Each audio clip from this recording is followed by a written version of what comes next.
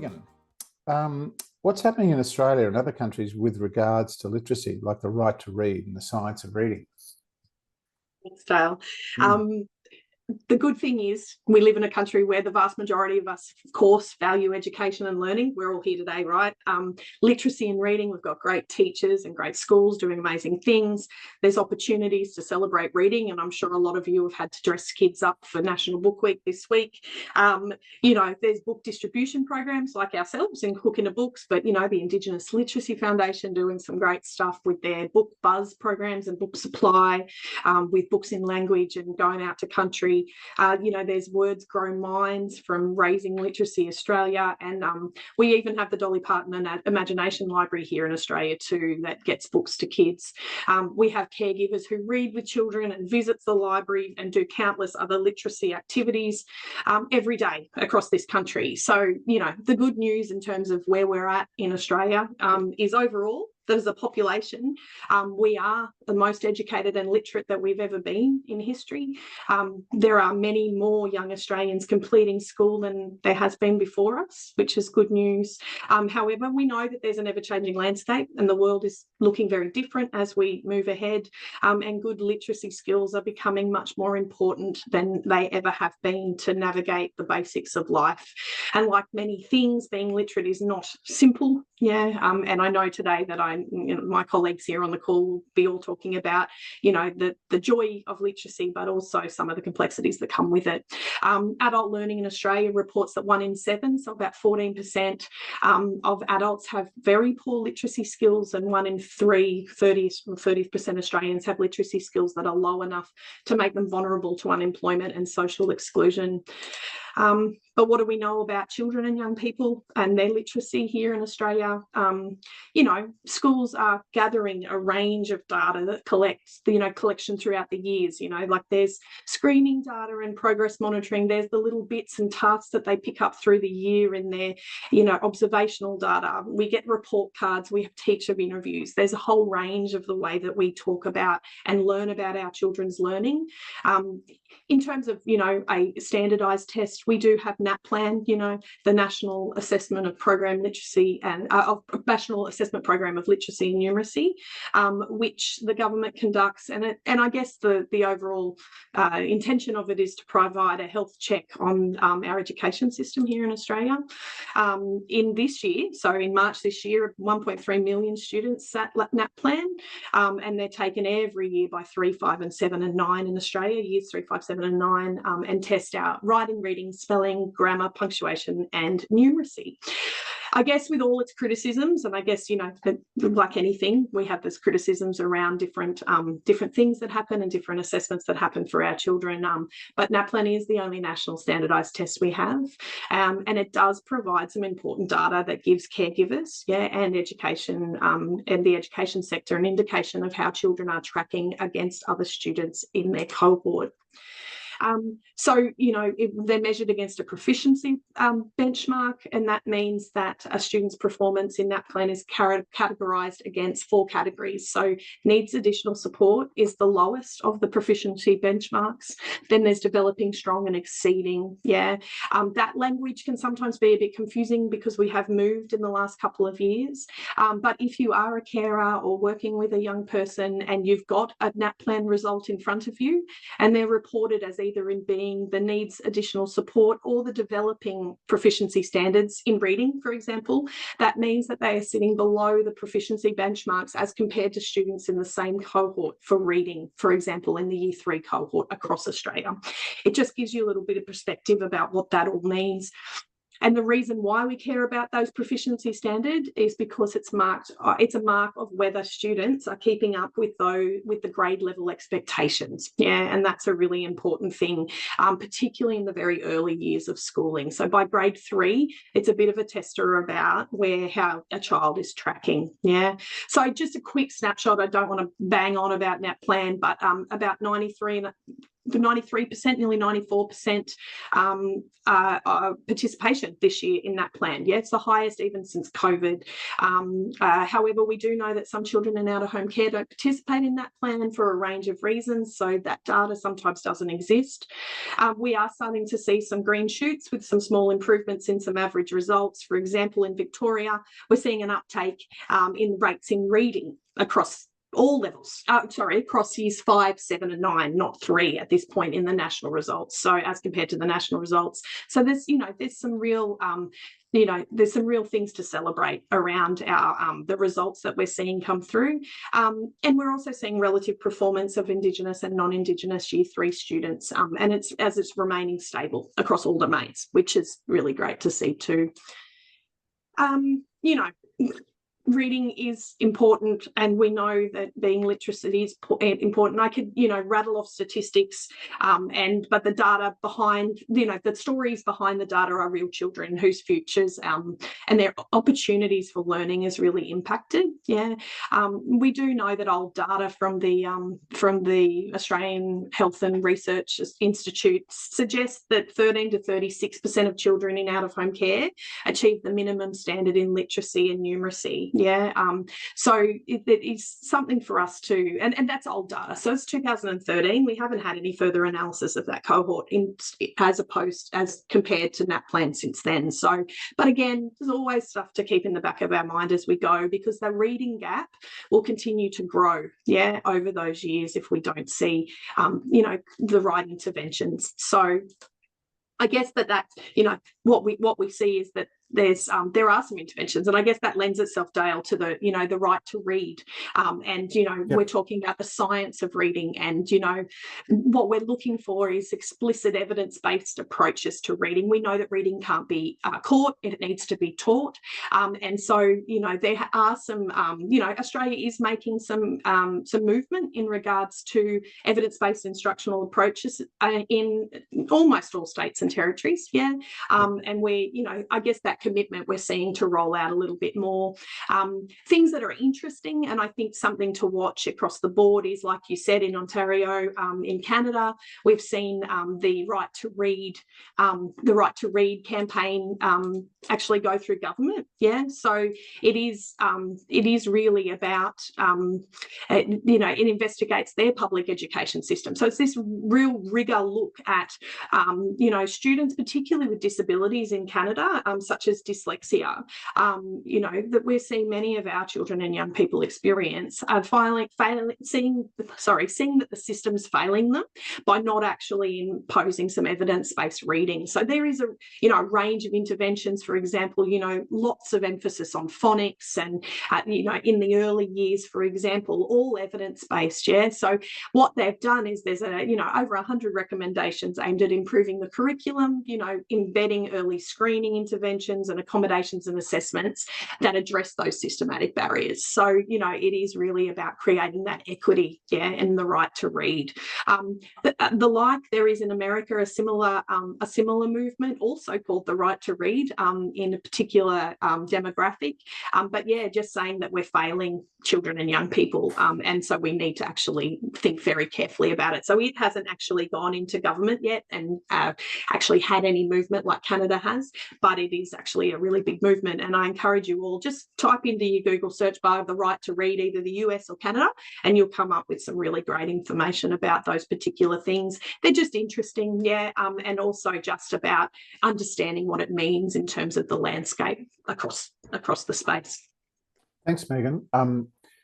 And I know you, unfortunately, Michelle can't be with us today. She was going to give us a talk on literacy development, but you've got her slides. I think, Megan, you are going to, just as you pull that up and run through those with us. I just want to acknowledge David's put in the chat, and it looks like a Harry Potter, and I'm not sure what the guy with the red face. No, it's Charlie and the Chocolate Factory. Oh, right. It's an Oompa Loompa. His mate decided to go as an Oompa Loompa. Great commitment. Very, very committed. Yeah. Excellent, David. Thank you for sharing that. So, Megan, are you okay to a little bit about? Can you see my screen? Yeah. Great. Yeah. I'll just make sure that it's going to come up as I click through. We can kind of see. Can you see that now? Yeah, we're going to run out of time let's push through. Sorry, I'm hogging all the space. Just a little bit about reading. Like we said, reading, I'm just going to pull through all these points here just so that they're in front of you. Basically, we know that reading can't be taught. It needs to be explicitly taught. Yeah, it's not a biologically natural thing for us to do. Yeah, it actually isn't.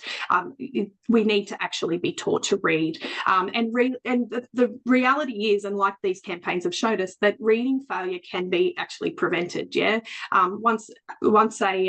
if we have early intervention, yeah, but once a child starts to fall behind, and if we don't get on top of that, it can become really difficult to catch them up. So, and particularly as they get older, we know that few schools have the resources for this, and particularly those interventions into high school age, it becomes really difficult. We also know that there are behavioural and emotional consequences for children and young people around not being able to read, particularly at year level. And being able to engage in those peer relationships, yeah. And, what we want to do is we want to see the academic achievement across school levels, yeah. And so that actually it provides an opportunity for young people to continue to be attached to school and, and see success and be able to transition onto whatever's next because they've seen that connection and been able to feel that connection. We want them to be able to contribute to the social and economic mainstream. Yeah. And we also know, and this is an important one, because we say it's never too late around reading. And because what we know around being literate is it is a particularly important mental health protective factor when it comes to young people, particularly in their adolescent years, being able to connect, particularly when we talk about technology and things now, being able to connect is a big deal. And if we can support people's mental health around that and by being literate, it makes good sense. We always refer to Professor Pam Snow when it comes to a lot of this stuff because she's a bit of an expert when it comes to the science of reading. This simple view of reading, we'll share these slides post this event either online or onto the intranet. But I guess it's really about this view that poor word recognition or poor decoding and poor comprehension accounts for many struggling students, secondary school students. Yeah, so you can see if you have good decoding, good word recognition and comprehension, you're going to have better outcomes. Yeah, but in the other end of the spectrum, if that is poor for you and you aren't actually seeing movement in decoding and comprehension, then obviously it makes things very different. And again, like we said, the connection to learning becomes very difficult, particularly in those older years. Again, no easy fixes for secondary school age struggling readers, but with the right interventions, particularly one-on-one interventions, we talk about no blame, no shame. There is potential for real growth for young people, but it is really getting on top of that, and understanding where they're at and where they want to be. Yeah, we really want them to be reading for pleasure as well as reading to learn. Because there's, I'm sure a lot of us in this room can talk about how enjoyable it is to read for pleasure, and we want everybody to have that experience and the motivation to do that. And we want the transitions obviously to be there too. Struggling older reader dilemma, yeah. Reading skill versus enjoyment for reading. If you don't have the skill, how are you going to enjoy it? And if you don't enjoy it, how, if you can't enjoy it without the skill. So it's, chicken or the egg when it comes to that stuff. I think this stuff, Dale, and I don't want to preempt your emceeing, but I think part of this stuff a little bit leads into so just go through this one, yeah, and then we'll move on to Clee. Yep. Beautiful. Yeah, beautiful. So just, we talk about, what we can do in the early years, right? Because I know that the other guys on the call are going to start taking you through some transition stuff. But the early years is really fundamental. We know that, right? We know that we can read to babies from the moment that they're in mum's tummy. Yeah, they can never get enough of it. So play, have fun, connect through reading.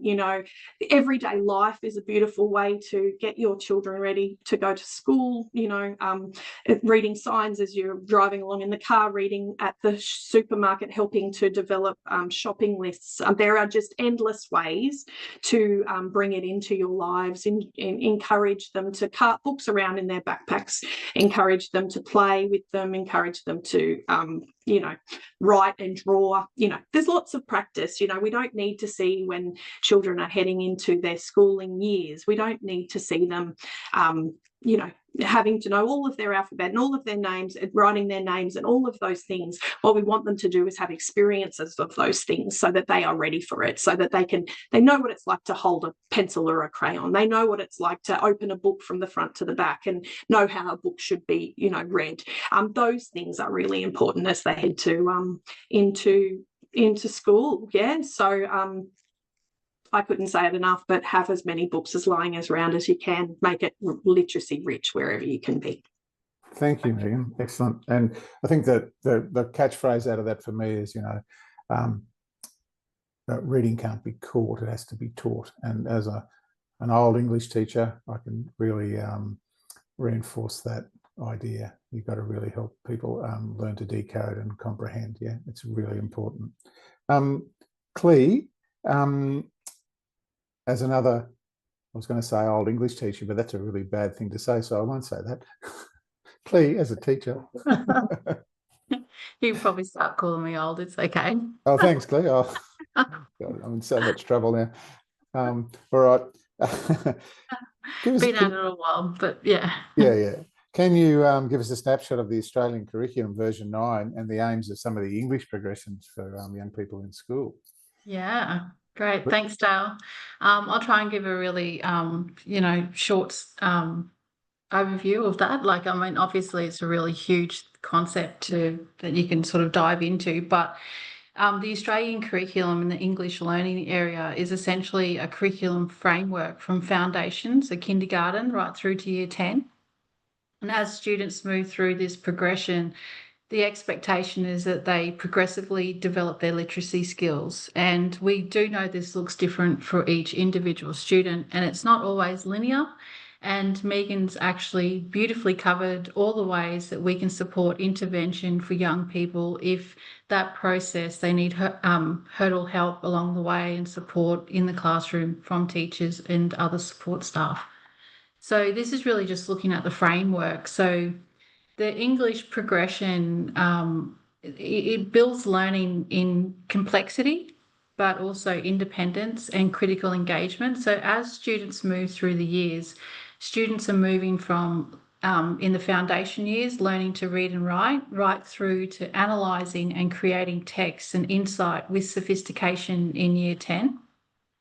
Essentially, there are 6 main aims of the curriculum framework, and that's 1 is to develop literacy. So the ability, all the things Megan covered before, the ability to listen, read, speak, write, and create their own range of texts with purpose and accuracy. 2, to build knowledge of language, so understanding how language works. That includes grammar, text structure, how meaning is shaped within a text. And 3, to engage with literature. So that's around the responding to, but also appreciating literature, creating their own texts that reflect their culture, identity, or perspectives of the student or young person or child. The 4th thing is that they can start to communicate effectively so that they've got the confidence to express ideas and emotions in different contexts for different purposes and with a different audience. The 5th one is to think critically so that they have the ability to evaluate and reflect on information and perspectives that they read or see in text. And the last one, and Megan touched on this a little bit, is to participate in society. So to be able to use language to make meaning so they can collaborate, they can solve problems, and that they can contribute to society and feel that they have purpose and belonging. I might just because I've got a little bit of time, just to talk about the progressions across the year levels. So they're grouped into 4 groups. So you've got foundation, so kindergarten to 2, and the focus there is in foundational literacy. So the things Megan was talking about around phonics, decoding, early comprehension. Students begin to create their own short text. They talk about stories and share ideas. Then you've got years 3 to 6. This is where the students start to expand on their reading comprehension. The texts increase in complexity. Students learn how to plan, draft, and edit their own text for different purposes, and the structure becomes more explicit. In years 7 to 8, there's a deep dive into literature and other texts, so students begin to explore how language positions an audience. They look at themes, they compare perspectives, and they start to really focus on their writing and speaking tasks. And there's a higher level of sophistication and clarity and purposeful writing to an audience in those years 7 to 8. When it comes to years 9 and 10, which is your last grouping, they're looking at really analysing the complex themes in text. So they're starting to look at representations, different arguments in text. They want to try and analyze a text in response to their own experience as well, and there is a level of sophistication in their creative writing and control over the style and engagement with the audience in the years 9 to 10. But it's really looking at there's a broader engagement in diverse themes, places, and cultures, and that's when they really start to develop those critical thinking skills as well. Thanks, Dale. Hope I covered it all. Thanks, Clay. Fantastic. Thank you so much. Just while Leanne's preparing to think about what about teaching and learning support for neurodiverse young people or young people with disability in the current curriculum? And just, I know you're going to share a few slides, Leanne, that's great. But just before you do that, can I just say the prize goes to Ashley for having the right background. Congratulations. A book is on its way to you, Ashley. Megan, can we sort that out? I'm making up prizes now. Good on you, Ashley. Well done. Excellent. Leanne. Thanks, Dale. So I will just try and share my screen.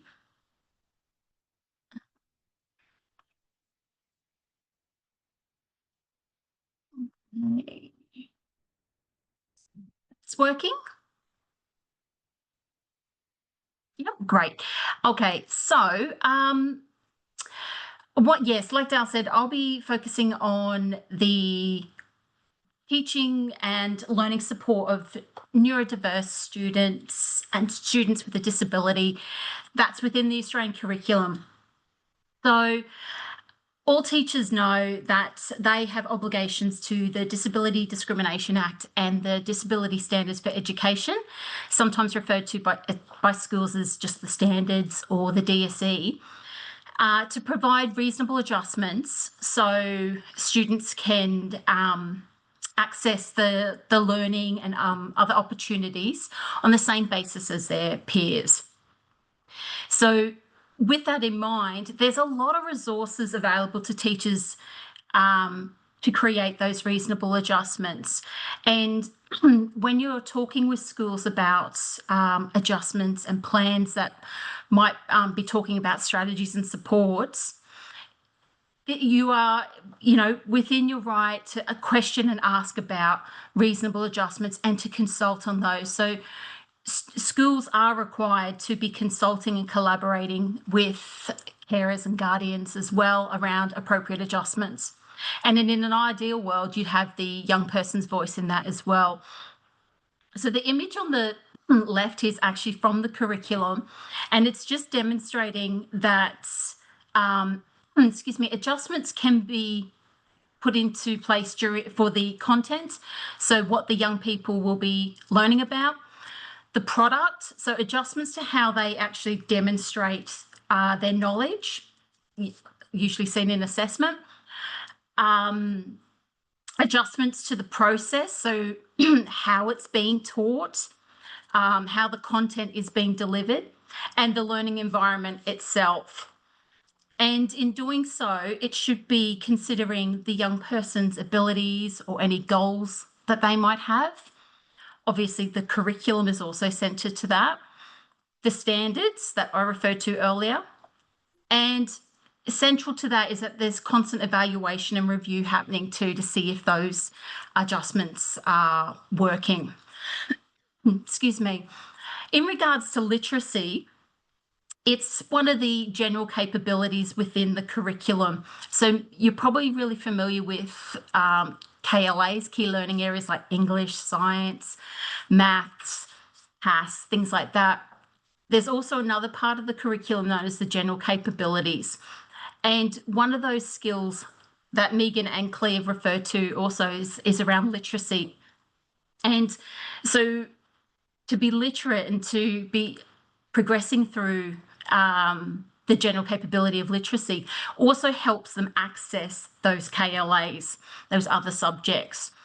So within the general capability, they're looking at speaking and listening, reading and viewing, and writing. And within those elements, there's also sub-elements again. So teachers can really take a deep dive into each of these elements to try and identify where the student is sitting. And once they can do that, it really helps inform the kind of adjustments that can be made. And Claire had referenced the progression for English before. It's the same with the general capabilities. So teachers can really identify where within literacy a young person has some strengths or some gaps, and then be able to target the program that they're delivering to ensure that it's also not only meeting the student where they're at, but helping them upskill and progress through that progression as well. So as it says here at the bottom, the progression was designed to establish what literacy skills the students have, to identify any gaps, and to plan next steps. And it's really made easy. No extra documents required. It's all within the curriculum. And something that you might hear often within schools now is MTSS, or the multi-tiered system of supports. And this is to also support the students with disabilities or even neurodivergence, with making sure that they're getting targeted adjustments that really meets their needs.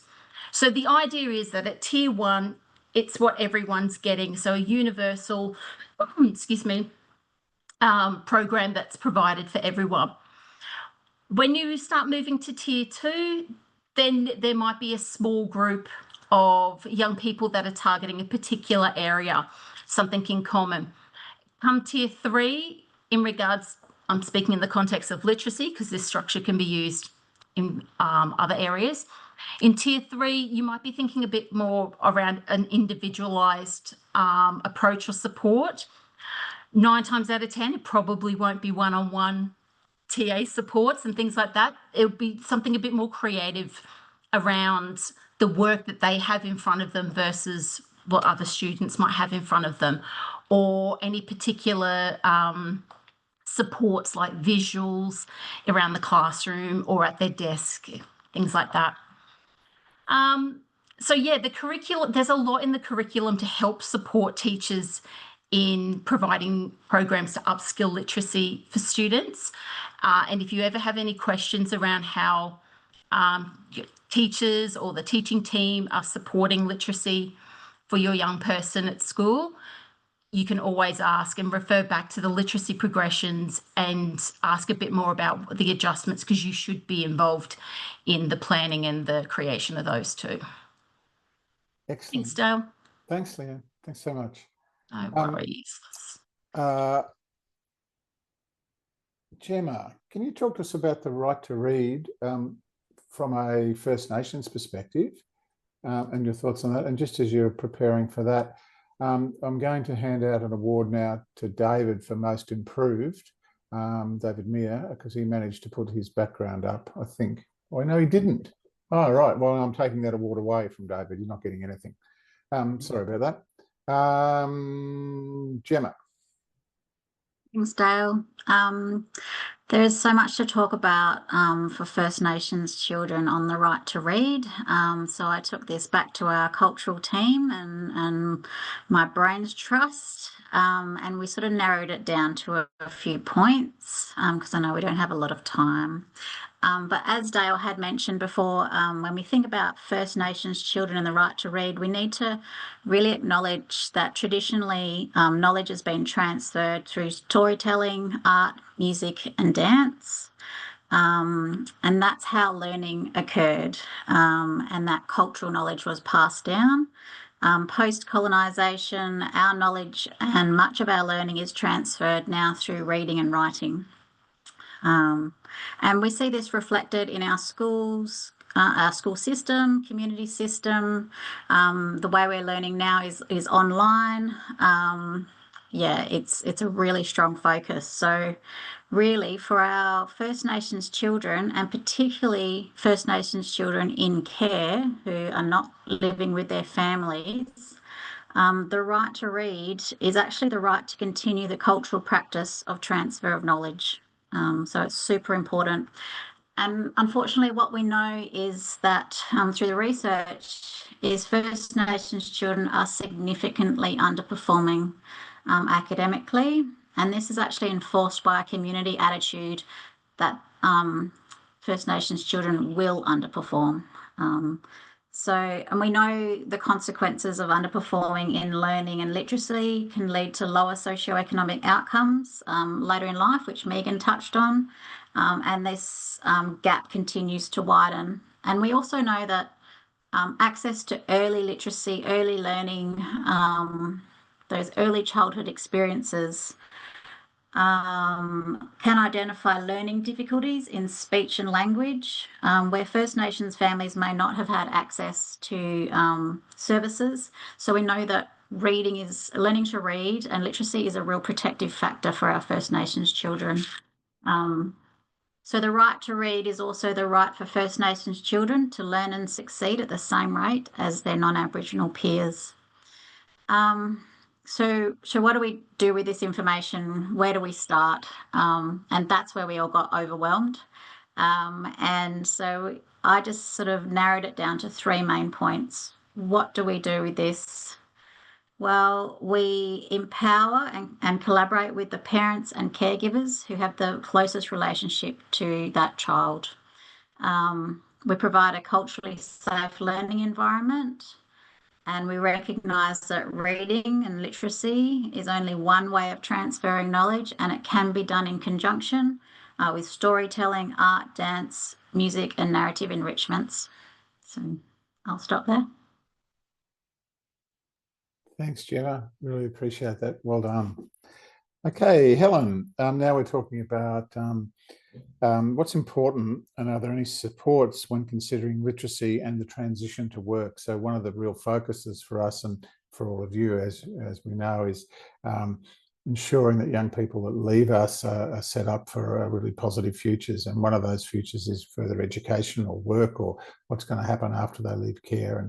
And some of those stats around literacy are really concerning. So how do we ensure that young people are supported in transitions for work and further learning? Helen. It helps you to take off mute, I find. It does, yes. Most definitely. I guess, the whole notion of schooling, of the schooling system, is that we want to get to a point where all young people have the skills to then be able to live their life to the best of their ability. Literacy and the ability to be able to read and write and then be a productive part of the community is really important. I guess what I want to say is that it's never too late to build those skills, and there's been a lot of work being done nationally around what we do if we're leaving school and we don't have the skills in that area. So when a young person, I guess if you're caring for a young person or We have young people in care that may not have had the seen literacy as something that they've focused on or have not gained some of their skills. There is plenty of support going forward. And so once a young person starts to look at, if you're supporting a young person to look at that transition from school to maybe a traineeship or an apprenticeship, within the system, within TAFE, they will do an assessment to look at where young people are at around their literacy. And then there are 3 options, and this is nationally. So there's a national push around this, and it's all subsidised, so there's no cost to the child or the young person. There's the Foundation Skills Programme, which is really focusing on young people who just haven't picked up some of those skills that they're going to need to go into adulthood, and they can engage in a Foundation Skills Programme through any of the TAFEs across Australia. The programme is specifically targeting young people that need to improve their literacy and numeracy skills.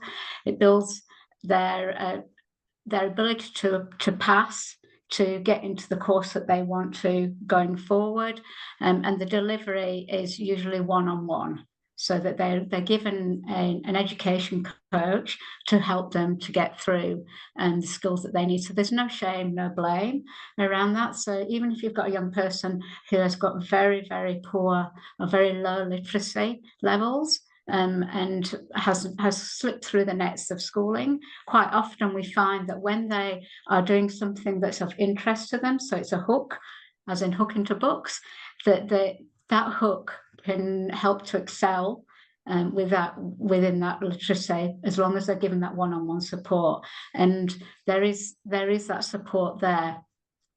The other option is that young people who fall through the net after school and end up going through the job seeker network, so through Centrelink, and are identified that they don't have the skills that they need to be able to work. So, for example, if they're not able to read and write and even look at some health and safety, so they're not able to read signs and things like that, then there is a programme called the Skills for Education and Employment, called SEE, that is federally funded through Centrelink. It's delivered through TAFE and through some RTOs, and the idea is that it is a free programme, and it will provide them with that individual support, give them the skills in that area to then be able to be work ready. That's delivered through various different methods. Some of it's online for those that are distant learners or have anxiety and would benefit in that way. And there are some opportunities in group classes and also some one-on-one, but that is all managed in a way through your Centrelink worker, and becomes part of your package to employment. And then there is some additional support. So if you've got a young person who's going on to a course, say they're going on to do a certificate in I don't know, in horticulture at TAFE, and they've done the test to go into TAFE, and they've identified that they've got some low literacy, then there's a program called LLN, which is literacy, language and numeracy, and they are what we call a package of add-ons to their course that will provide them with that support and the skills within that particular area. So what they will get is actually a tutor when they're doing that course. So I guess in addition to that, if we have other young people that are have got very, very low literacy, there are some programs through the adult community education, through community centres as well. But I think the most important thing to take from this is that regardless, there's a whole myriad of support to build those skills in literacy to go on to be successful and adults in society. Thanks, Alan. And Megan's popped a few links in the chat there for people if they want to have a look at those LLN and the department's supports. Lorna, how you doing? How can we support literacy outside of school and formal learning? What are the sorts of things that you've been doing to help young people just build their capacity with literacy? There's a lot of things we can do, and it's very individualistic because you like things that I probably don't like, and I probably like things that you don't like. So I think it depends on the individual. I mean, one thing we can talk about is the 14 Days of Kindness Challenge from Hook into Books. That's a literacy-based challenge for all young people across the organisation. Things that I've done with young people or supported places like residential care settings to do with young people could be potentially cooking together, reading recipes, measuring ingredients, following instructions. People that might like animals, you could visit a wildlife park, a zoo, or an aquarium, read information boards about animals. I know that Featherdale in Sydney has like a little animal passport, so you visit all the animal stations and the young people will read about the animals and tick off the passport. Shopping trips. I mean, I like going to the shops. Some young people might not, but shopping trips, reading labels, prices, signs, writing shopping lists, things like that. Simple things to do that include literacy in a weekly kind of schedule. Attending community or cultural events, so reading cultural programs, maps or schedules, or writing a short review about what they might have seen that day. Gardening together, so I know some people are into gardening. I'm not really great at it. Most of my plants die, but a lot of people are quite into that, and reading gardening guides, learning how to create something in the garden is quite a nice way to look into literacy. Public transport trips, so finding your way around the city. I know a lot of our young people are quite savvy with their public transport, so encouraging maybe trips interstate, things like that, and where they're reading and planning. Sports, so sports are big for some young people, so attending events, reading rule books, understanding team strategies or statistics, team names, sports sheets, things like that, and then looking at reviews after the game, who's likely to win that game, things like that. Museums, so museums, there's science museums, different types of museums across the country, so reading different articles in museums. There's often kind of specialist events that happen at different museums, so attending those with young people.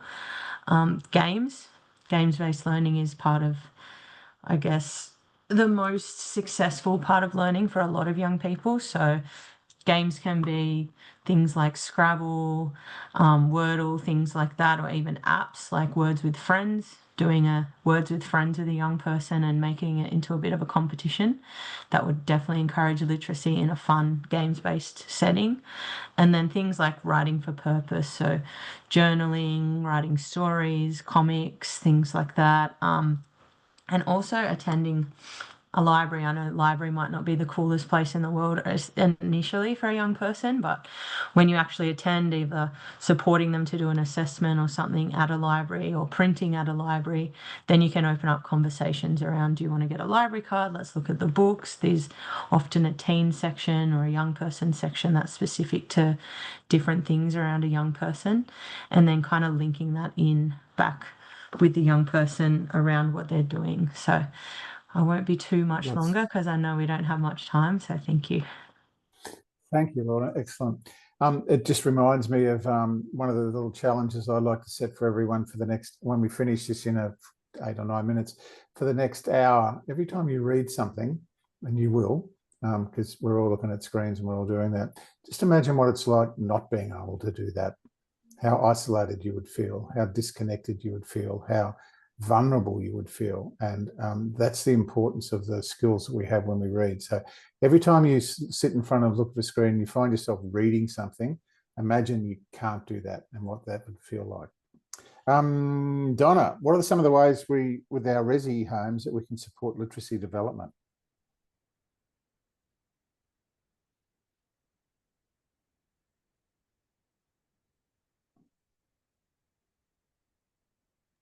Just take myself off mute. Thank you, Donna. Yeah, Yeah. that'll help. That'll Not help. often I'm quiet, guys, so Uh, we're grateful for that. Alrighty, so I don't have to say anything because Lorna's just said all that, and that's all about what you do in a resi. And then Dale's just talked about the vulnerability of it all. So that's the other part of the thing that I was going to talk about. No, really, I mean, for our resi kids, it's tough. It is a tough gig. Most of them have not had the, you know, the wonderful experiences you have when your parents read to you, or you sit down with a book with your friends. You know, all those things sort of get along the wayside when you're trying to maneuver the way your life goes. So ideally in a resi, we want to develop those skills, but we want to develop them in a way that's not an activity, not a school-based activity. Let's sit down, let's read, let's do that. We want to do it in a way that they become in control of their learning. So some of the ways that we think about doing it is we do a lot of incidental learning all the time, and Lorna has touched on that. You know, we cook, we do the chores, we write the schedules, we get them to write feedback, we do all those sorts of things. But once again, most of the time we expect them to be able to understand what that means in the reading context, and off you go together. And that's not what happens. You know, the biggest thing we can do in the resis, and this will come through all the time, is model, model, model, model. You know, as the worker, you are the teacher, you are the parent, you are the whatever. So everything that you do, you ask those kids to do, you need to be modeling those things with them. So reading is a huge part of it. The other thing that I think you can do, is set up the reading space. Make reading, learn them to love reading, you know, learning to love to talk, learn to love to delve deep into the unknown. And things that you can do is when you set up that space, you have some really nice coffee table books. You know, and once again, you jump in there and you pick up the book and you flick through and you start the conversation, then you look at the pictures and then you're thinking, you know, oh, look at that. And the kids are trying to have a go. You might read it to them. They might be interested enough to follow along, but it's engagement. It's engagement with each other, relationship building, learning about books. Some kids won't have picked up a book and never flicked through because, once again, if you don't do something, you can't do. So that's really important. The other thing I think is that you make a time, and you make a time where you yourself or the workers, it's a reading time. You go in there and it's just quiet. This is where you go. This is where you come when you need to be. And then you might read it. You might start reading out loud. You know, once again, they might walk out, but they may, you know. So it's providing that reading environment again. And I don't think that you can underestimate the use of technology in today's reading with these young people in the resis. The first thing they do is they talk in text talk. So when you're picking up a book, there's no text talk in there. You know, so you have to be, that has to be a discussion in itself, you know. And audio books, instead of having music in the car or in the bus or whatever, you stick on an audio book. They might listen, but something will catch their ear, and next minute they'll be asking a question about a book. So I'm going to be, I think I've got lots of other little things that I could talk to you about, but I think the fact is that reading is the most important thing gift we can give a child, because to be able to go to the shop and order your Maccas and know what you're talking about is so empowering for those kids that don't. You know, they're the masters of masking, and when they get it, the self-worth and the sense of pride they have in themselves is worth every little bit. So good on Hook into Books for providing the resis with a new library, because every kid will have a book there that they can find. Thank you. Thanks, Donna. And just our last speaker today is Kieran down in Hobart, I think today. Yeah. Kieran, just tell us what does Hook into Books mean for you, and what are you looking for to get out of the campaign today? Oh, it's a very big question, isn't it? Everything that everybody has said so far and more, but I think it gives us a chance to stop and think, at least once a year, to stop and think about the importance of being able to read and the benefits that come from that. For many, many years, I worked with teenagers and adults who couldn't read. And seeing people start to grasp the skills and boost confidence, it was just really heartwarming. It was like big doors that opened and big opportunities that opened for those people that they hadn't had before. We take things for granted, like others have mentioned, being able to read your own mail, understanding a bus timetable, filling out a form, reading a recipe, or as Donna said, a Macca's menu, enjoying a good book. They're all things that we think as literate people are very, very simple. But if you cannot read, they're not simple at all. It's just like a big maze that's hard to work your way through. On one of our care cards, I think Barack Obama is quoted as saying, reading is a gateway that makes all other learning possible. I think that's absolutely true. In terms of hopes for the campaign, I would hope that it continues to create greater awareness and of the importance of literacy. I think it can't be underestimated how important it is. Greater accessibility to reading and to books, losing the stigma of illiteracy. There's so many reasons why people end up in the positions where they cannot read, and it's not always neglect, and it's not always around out-of-home care. It can be a number of different reasons. I hope that Hook into Books reaches as many people as it can, and I know that the work that this team has done is going to make that happen, and they can enjoy reading and see the benefits that that can bring. Thank you, Dave. Thanks so much, Kira. Thank you. Can I just get everyone to give a big clap to all the Learning Without Barriers team that have talked to you today. Thank you, thank you, thank you. Hands up, thumbs up, love hearts, all those things. Excellent. In the chat, there's a whole bunch of links there that people have thrown in for you. Don't forget to join the Hook into Books Kindness Challenge or the Indigenous Literacy Day with Hook into Books. Really appreciate you spending an hour with us today, and good to see you all. You take care and keep reading.